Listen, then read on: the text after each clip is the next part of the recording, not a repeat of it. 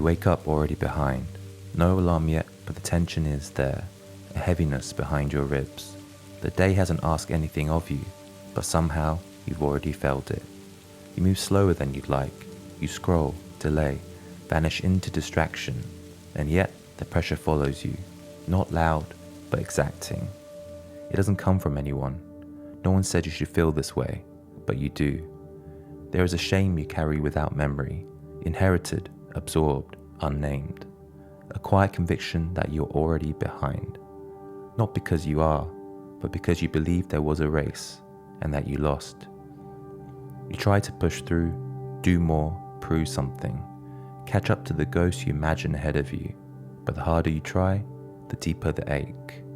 Because beneath it all, there is a part of you that has never stopped apologizing for existing. The pressure to become is the echo of forgetting you already are. The worst lies aren't shouted, they're whispered, and they sound exactly like you. It doesn't insult, it just questions gently. Is that enough? Shouldn't you be further by now? Why are you still like this? Because the voice is familiar, because it wears your tone, because it knows your flaws so intimately you believe it. But that voice isn't you. It's a character you learn to play, a distortion passed down in silence, a mask worn for so long that it grew a pulse. You didn't invent this voice, you inherited it from echoes louder than your own, a parent's disappointment, a teacher's measurement, a culture's impossible mirror. Now it narrates your life as if it owns the script, but ask yourself, who is hearing that voice? Who notices the critic? Who's watching it perform? You are not the performance, you are the witness. The loop doesn't scream, it whispers just enough to keep you moving. This system doesn't run on truth, it runs on familiarity. It just needs you to repeat the same thoughts, the same doubts, the same frantic rituals of self-improvement. It doesn't need to be right, it just needs your attention. Urgency keeps you from noticing. Comparison keeps you from trusting. Repetition keeps you from waking up. You live in a culture that monetizes your trance. You scroll through endless reels, get entranced by subliminal messaging, and wonder why your soul feels worn thin. You're surrounded by advice, but none of it lets you rest. You're immersed in growth, but none of it allows you to just be. The loop survives because it looks like discipline, but it's just fear in a nice outfit. This is the part they never told you. You're not broken, you are conditioned. Your mind didn't evolve to free you, it evolved to protect you, and safety to the primitive brain means predictability, sameness, control, no surprises. Healing is a threat to the loop because healing means change, and change means risk, and risk to the old mind feels like death. So when you try to grow, it panics, not because it hates you, but because it thinks it's saving you. Let that land. The voice that says you're not enough is trying to keep you alive. It just doesn't know you're ready to live. You are not at war with your mind, you're waking up from its dream. The wheels keep turning until one day you just stop and the ground is still. Then comes a breath, a pause, a flicker of silence in the machinery. You don't interrupt it, you just notice it. And in that stillness, you feel something else beneath the noise. It doesn't shout, it doesn't explain, it just is. It's been there the whole time, not fixing, not forcing, just watching. It's like mist parting, not an answer, just the absence of needing one. A presence that doesn't care about your productivity, a stillness that isn't trying to improve you, a truth that never needed you to prove anything. And suddenly, the loop loses its grip. Because if that voice isn't you, then who's been suffering? The moment you ask, the spell begins to break. It wants to help you, that's the strange part.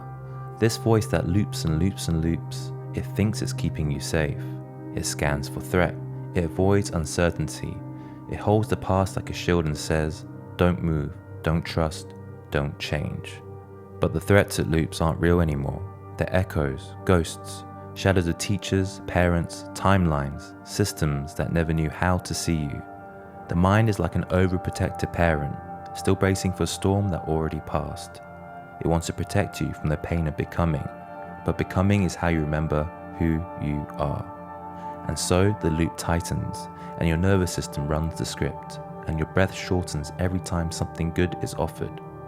Not because you don't want it, but because part of you is still bracing for the consequence. Because part of you believes safety means silence. Perfect love casts out fear. Let that be the line that breaks the cycle.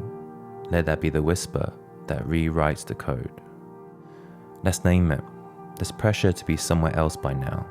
This invisible deadline you can't stop chasing. It's not yours. It was designed for factories, not souls. Industrial metrics, corporate clocks, standardized milestones that reward sameness, not truth. You scroll past a 25-year-old millionaire and feel like you missed something. But what if you didn't? What if that feeling is just a loop demanding urgency from your soul's unfolding? You were never meant to bloom on someone else's schedule. And no, you're not too late. You're not too slow. You're not the exception to destiny. You're just waking up from a story that was never written for you. There is no linear path to wholeness, only spirals, only openings, only returns, only the sacred timing of your own unfolding. You are not behind, you are becoming, you are remembering. Eckhart Tolle didn't publish The Power of Now until his 50s. Phil Knight didn't build Nike into a global force until his 40s. And Morgan Freeman didn't become a household name until he was 50. Not late, just time to eternity. The caterpillar doesn't rush the chrysalis. The ocean doesn't ask the moon for permission to tide. You keep looking for the voice to change, but what if the power was never in the voice, only in the noticing? The one who notices isn't the loop, it's the awareness underneath. Not trying, not fixing, just watching. And it has never once agreed with the voice. The voice says, you're behind. The awareness blinks, still here. The voice says, you failed. The awareness exhales, still alive. The voice panics, the awareness pauses. And that pause, that's the gateway. That's the first breath of liberation. You keep asking how to stop the thoughts. But what if they were never the problem? The thoughts try to hold you like a leash, but presence is the sky. It holds everything, and nothing sticks. This is the secret. You don't have to win against the loop. You just have to notice it. Because noticing is what dissolves the trance. The witness is not a tool, it is the truth. You are not the thought, you are the one hearing it. The lie said you had to earn your way home, through perfection, through performance, through proving you were worth loving. But that was the loop talking. Presence doesn't ask for credentials. Stillness doesn't care how well you did today. Love never needed your resume. Who told you becoming meant effort, that healing meant hustle? The seed does not strive to bloom. It simply stops resisting the sun. And you are not failing. You are forming. Each quiet breath, each surrendered moment, each time you refuse to abandon yourself again is sacred. It's not productivity, it's presence. It's not mastery, it's remembering. The mind contracts, the soul opens. You don't need another fix. You don't need a better plan. You just need to stop trying to be someone and let yourself be. Not as an idea, as an atmosphere, as a living pause where nothing is missing. Not as the future version of you, not as the healed self, just as the one who has always been here.